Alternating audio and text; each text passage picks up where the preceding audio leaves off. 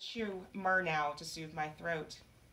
Feeding, I press my chest against his mouth and say my name. My church camp counselors said fucking go to bed, no names, but they just taught us one more Christian song. It only takes a spark to get a fire going. And we sang loud as we could, took in a lobbing pitch of air, a held out note. Vibrato good enough for all the coming grab ass, good over the shirt action. I left to go find that one counselor awake, the one with weed, listening to Snoop, instructing spark that fat ass J. And God, by the way he sang the J's long A, this guy was hot damn pitch perfect, gangster. He swallowed all the pitch of the Patuxent night, made dark look good. Yeah, I loved him. Yeah, I told him, boy, let's go do this. I took him in the woods. For 1 second, the moon opened its eye, a spark, and closed it. Then he told me he once sang himself off a bluff. He ordered, sang girl, sang instead of sing. Minus a howling pitch, the wind is only timbre. Yo, you good, he said, me, all swagger and time to go talk up the story I'd become. The one who saw the man in the moon hung like a spark, refusing expiration with each spark of her expectations. Yeah, he really did say sang, I told the girls, when all I did was pitch myself down in the dirt until all good and dirty. No story, still girl, no go. The fire still went on, and then that one boy fell right in, a fall leaving just one hole burned in his windbreaker's sleeve, the spark of his embarrassment. The crickets sang, of course. The lanterns crackled, light and pitch. The sounds were unpredictable and good as we expected. Echoes came to go. Then the pitch of my skin sang at a vagrant spark, lighting up one spot on my thigh, a good scar. I can go a week and not touch it. But when I do, it's like my finger's not fit for feeling, like everything's too hot. Like when you move a boiling pot and put your hand on the eye waiting and it ought to burn, but doesn't. I bet Mary Magdalene, devout down on her knees, had a thing for her hot palms on someone else's tepid feet, her grip, the grit in their nails. The murky basin, alms for her sun-cracked cuticles, hard water, and drip. I saw a Bible once on a pedestal to hold its weight, closing. I heard its sighs, a new martyr to canonize. Too full, I left my finger in it. Felt the rise I get when guys say, break me off a piece of that. Because when fractured, I can tense and release, and sometimes even relax in slow wave sleep with a fairy tale, where I knock out Sleeping Beauty, fucking cock her on the jaw. She falls into the briar. Pussy. I find her prince. I up and sock him too. Pussy. I call each one of them a liar. I damn the spindle's 100 years of sleep because I rarely sleep. I curse the birds who took their wings from out beneath the heap of wings. When lovers look, they need no words. And when a hound comes running after me, a red bone with a smile bearing its teeth so white, I wake up with the majesty of princes who lie there underneath a spell of something better still to come. My eyes are blurry, my mouth dry and dumb. Some nights I wish that a lady Jesus exists, insisting in the garden's olive trees, I too can come and go from this. I'll leave you in Gethsemane's Xistus, the beck and call of the cock and falling wind that always ends on hush. Go on, do it, deny me, Peter. And when the grave sky's body farm of gods and gutted animals serves me, you'll eat me, masticate me with your tongue, my mouth, a little bit of gristle. When I asked for grace, the dust hid all the stars and not a single thing happened. But now I am the dust. The rivers choke on my fine silt. The Loess is my body, all the fertile air, the firmament of my thick skin. And then the Holy Spirit finds its voice. We say, this is me, disillusioned with the mouth. This is me, thinking of the time I came as fire in an apostle's throat. This is me as the burn that a believer breathes. This is me sucking on small stacks of dimes tucked into either side of my frenulum. This is my fissured tongue as wishing well. I deserve no need for this. I call the space between my lips my hunt for satisfaction. I know the body of the bodies well. For just as Jonah was 3 days, 3 nights in the belly of the fish, so will the Son of Man be 3 days and 3 nights in the heart of the earth. Sometimes elect won't always equal worth. I've spent days in my belly, nights in my heart. For some, it don't mean the thing without the swing of a gavel, and a trace of doubt can trump a circumstance. Oh, beautiful, for skies too small. Today the paper boasted this: 5 local policemen tied to KKK, italicized as if to shout, it's new. This. When I went outside, thinking I knew something of frost birches, that endless swing of left to right, the day managed to trump up stillness. Today, I'm reading noon. The sky's pastoral. Cumuli passing for this creature or that one, stallions, maybe canine dogs. Maybe the alphabet with K, then O. Maybe this sentence: that kid knew he had no business here. I spot the swing far off of scales, the winning suit and trump card in a game of spades. Today, the skies are angled sides in this A-frame of an old house we built and then forgot. There's this rafter rotting, sort of looking okay, but later it ages to wood all new and gnarled. In every knot is a knee, the swing of a young girl's leg. Today, I told Donald Trump the story of a woman, how the skies came out of her wherever. Spacious skies, dark skies, grown woman skies. Coalsack at this time of the month spreads deep. That kind of K in the constellation Crux, that's her. The bloody new moon, her. Yes, sir, you're gonna have to swing a big dick if you think you're gonna hit this. Trump came out of triumph. Trump, verb, to play on, win a trick. Tonight I'm running skies through my sewing machine, connecting this evening to morning, hand stitching a K for force, but it isn't dark enough. My new windows need blackout shades.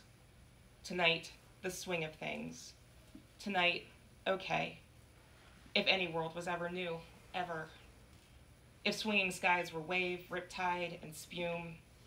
If Trump, if even this.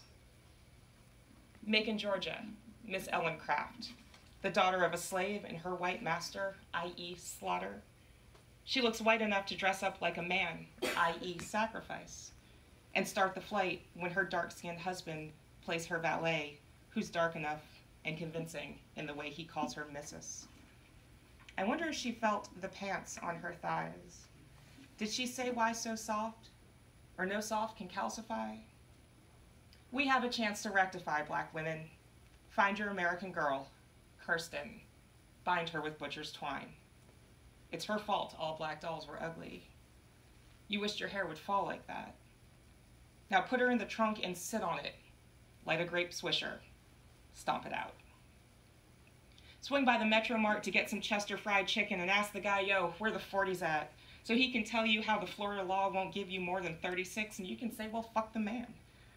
Today you're feeling petulant and someone catcalled you with, girl, you got some fat steak when your ass is grown, and he was black, and that's as bad as when the white guy thought it fine to say he likes it native.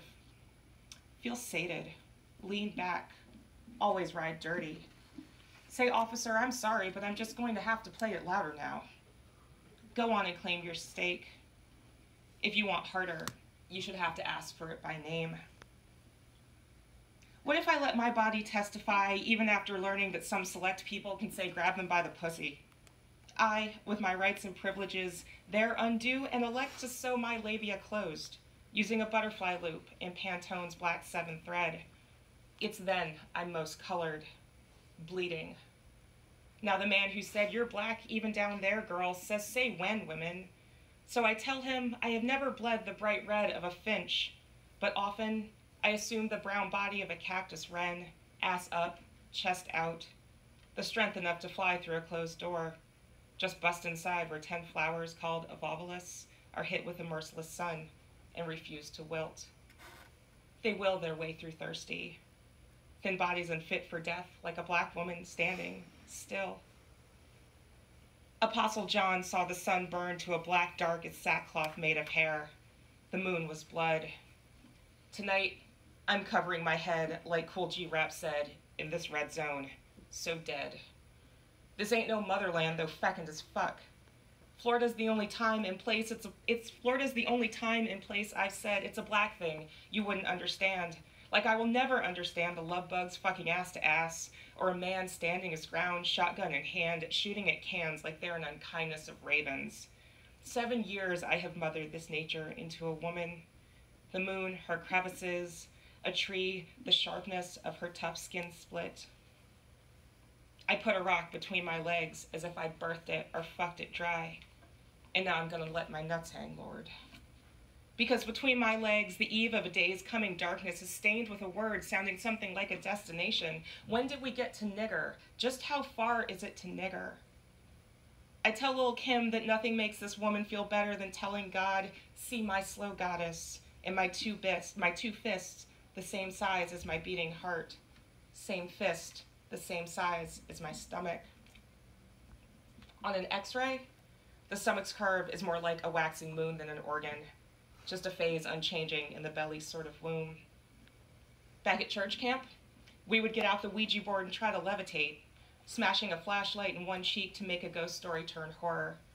I would make believe spirituality, things like possession, going through a knowing phase like all believers do, blessing to womb to tomb, always growing.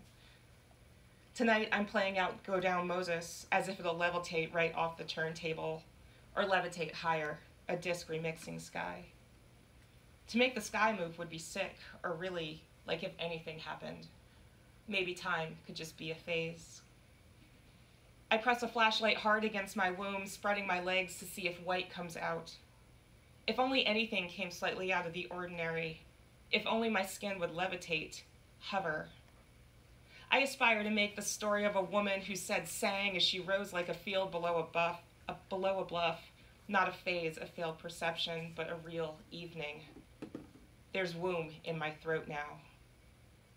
One time I heard the womb of a woman's voice when eyes high and out with a Nas and Damian Marley track to levitate over a K-hole, when the whole hook seemed to make sense when it called for somebody, and I was like, yes, somebody.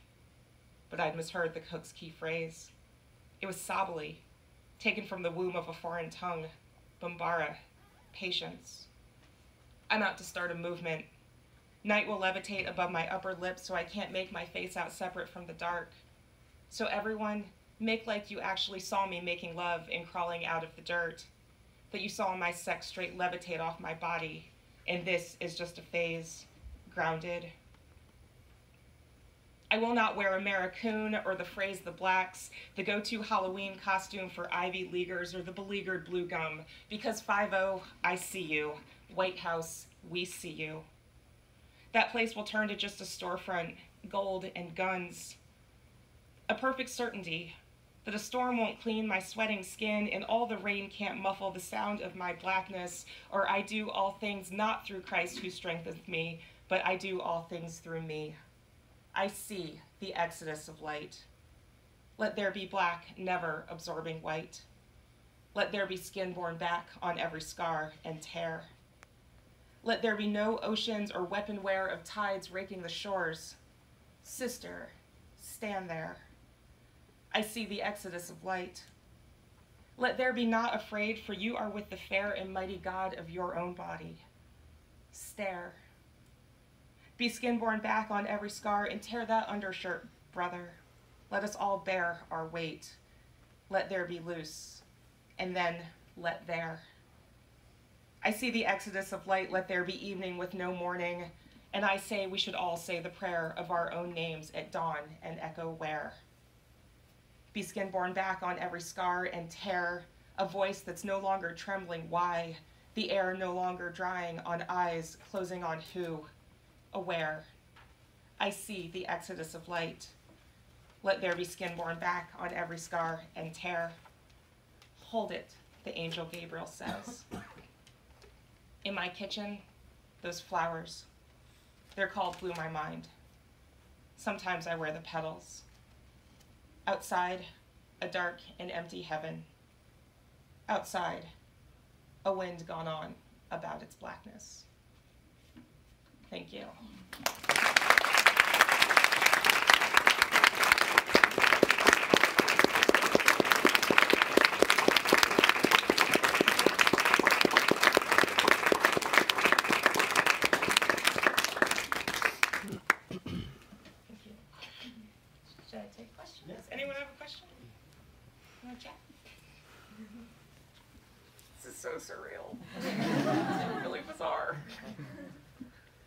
How long did it take you to write all of that? To write the long poem? Yes.